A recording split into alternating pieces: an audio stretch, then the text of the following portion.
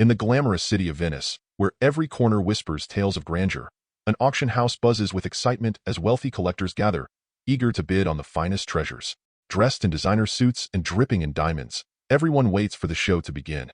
Among the crowd, however, is a team with very different intentions. Cyrus, the mastermind thief, and his eclectic gang of specialists. Cyrus, known for his sly grin and unparalleled confidence, commands a team of experts with unique skills. There's Camila, the daring pilot, Magnus, the man with magic fingers, Luke, the brainy engineer, and Misan, the quick-witted hacker. Rounding out the team is Denton, the elderly but cunning old-timer who's been at this game for decades, adding an old-school charm to their risky business. As the auction kicks off, an aura of suspense fills the air. The wealthy bidders are oblivious to what's really going on, but the police, watching closely, aren't so clueless. Leading the surveillance is Officer Abby, a seasoned cop with an eye for detail and an old friend of Cyrus. Though they share a history, Abby's got a mission: to finally bring him down.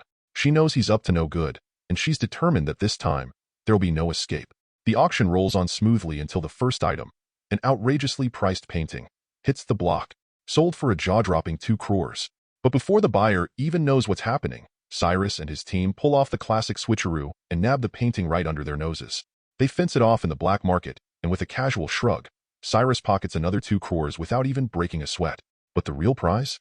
A mysterious NFT, veiled in secrecy and rumored to be worth a fortune.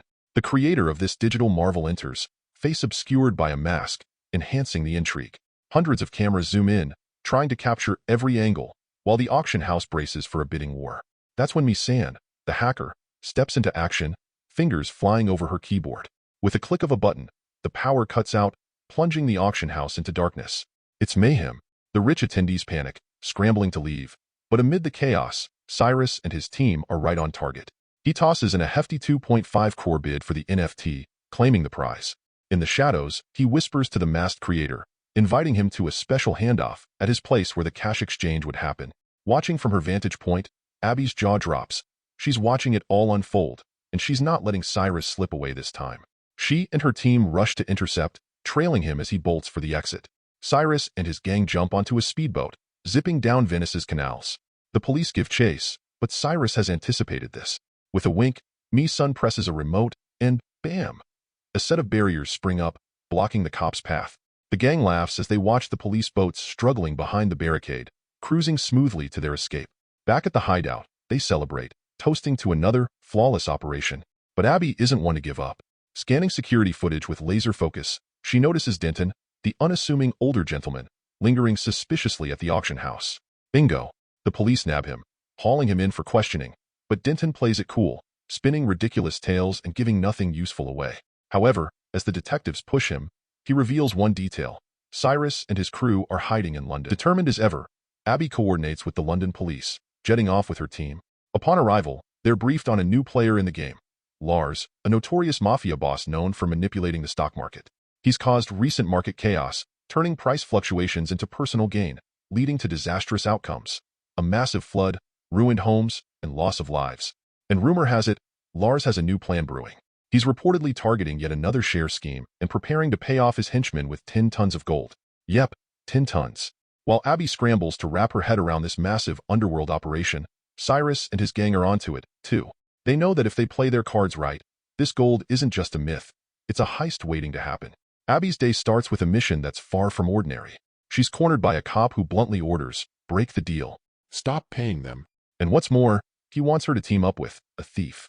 According to him, they need someone who can think like a criminal to catch one. Abby scoffs at the idea of working with Cyrus, a notorious thief, but the officer insists. Her target? Lars and his gang, who are on the brink of a citywide disaster plan. Begrudgingly, Abby heads straight to Cyrus, who seems just as thrilled to see her, sharing a look of mutual annoyance before diving into the blame game. Finally, Cyrus demands to know why she's here. She lays it all out, explaining the officer's plea for help to take down Lars and his gang.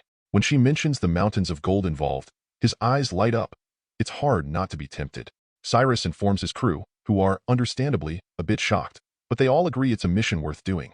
After all, lives are on the line. Lars' plan involves smuggling gold through his den, loading it onto a plane, and flying it to an undisclosed location. To stop them, Cyrus and his team will have to intercept the gold-laden plane and replace it with a decoy. Mi-san, ever the strategist, suggests they need a plane that looks just like Lars to pull this off. Cyrus recalls a rich kid he met at an auction, who deals in, of all things, planes. Their next move is obvious. The team heads to this plane dealer, who, upon their arrival, proudly shows off a magnificent aircraft that would be perfect. Just one issue: the plane's been fitted with LED screens that make it nearly impossible to fly without drawing attention, and the dealer has no intention of parting with it. Enter Abby. With a flash of her badge, she leans in and states, possessing unauthorized planes can get you in serious trouble. Faced with a choice between handing over the plane or potentially doing time, the dealer gives in. Step 1. Complete. Now for the real trick. They'll need to manipulate radar systems, making it appear as though there's only one plane when, in fact, there will be two taking off and landing. Sam proposes building a PSI, a gadget that can alter the radar signal. But here's the kicker. The PSI will only hide the second plane for a brief moment before it appears on radar, which the control room at the main office will likely catch. Luckily, Abby knows just the person to help them, a friend in airport security. They meet him and lay out their elaborate plan, but he's understandably reluctant. "I'm a cop, not a thief," he says, shaking his head. That's when Cyrus steps in, flashing a mischievous smile and offering a neat little incentive of $1 million. With a bit of coaxing and a lot of cash, the cop agrees. The team sets to work, refitting the plane and assembling the PSI, but soon discovers a new problem. The device is way too bulky, practically a ticking time bomb. Abby suggests breaking it down into smaller parts, and their hacker works tirelessly to break the PSI down into smaller pieces. The day of the heist finally arrives. The crew splits up, each with a specific role to play. Lars' henchmen are scattered between business and economy class, with a whopping 10 tons of gold stored somewhere on the plane. As the heist begins, Sam disables the security cameras, and Magnus sneaks his PSI device into the bathroom to avoid detection. One teammate, however, loses his nerve and backs out, leaving Abby with a bit more weight on her shoulders. Taking a deep breath, she heads to the business class bathroom to install her PSI. But as she fumbles with it, the device slips from her hands, clattering onto the floor. Her heart races. She needs to fix it before Lars' goons catch on. But time's running out. Just as she's about to panic, Cyrus arrives on cue, smirking as he helps her reassemble the device. They manage to install it just in time, slipping out of the bathroom without a second to lose. The plan's working, but they're not in the clear yet. Camila expertly pilots her plane, staying low as the others carry on with their tasks. She skillfully brings the massive aircraft in line and waits for the PSI system to activate so both planes' radars sync up. This tricks headquarters into reading only one plane's signal. An airport officer spots the radar blip and suggests they alert higher-ups, but Abby's co-worker dismisses it, saying it's a minor glitch that'll soon resolve itself. Meanwhile, the PSI system kicks in, and the captain links his plane to the other, masking them as one signal on the radar. Elsewhere, Magnus finally reaches his target, a vault made for solid gold. Pulling out a high-tech gadget, he starts working on the lock. But just then, his actions arouse suspicion among the crooks nearby, who start looking around for their gold stash. When Cyrus catches wind of this, he intervenes, setting off a chaotic clash between Lars's goons and the crooks, all on a moving plane. Amid the intense in-flight brawl, the pilot senses something is amiss and immediately alerts headquarters. Adding to the tension, Abby's friend warns the pilots about worsening weather, advising an immediate landing at a nearby, smaller airport. The pilot complies and begins a descent. Though tight on space, he manages to land the plane. In response, Cyrus's pilot lands nearby as well, but Lars soon realizes that someone has hijacked his plane. Furious, he instructs his henchmen to either eliminate whoever dared interfere with his gold, or bring them to him. Just then, Magnus, feeling a twinge of guilt, informs Cyrus that although he unlocked the vault in time, he couldn't retrieve the gold. Now, the gang boss Lars and his thugs have control of the prize, and they're ready to make a bold move. Meanwhile, a gangster arrives to seal a deal with Lars, and as soon as it's done, the city will be flooded, and both parties stand to gain immensely from rising market shares. However, the gangster realizes something's off when she learns of the plane's hijacking. Lars, however, assures her his men have everything under control, insisting there's nothing to worry about. Back on the plane, the fierce fight continues, leading to the complete destruction of the PSI system. With the tech malfunctioning, both planes now appear on headquarters radar screens, prompting authorities to scramble fighter jets to intercept them.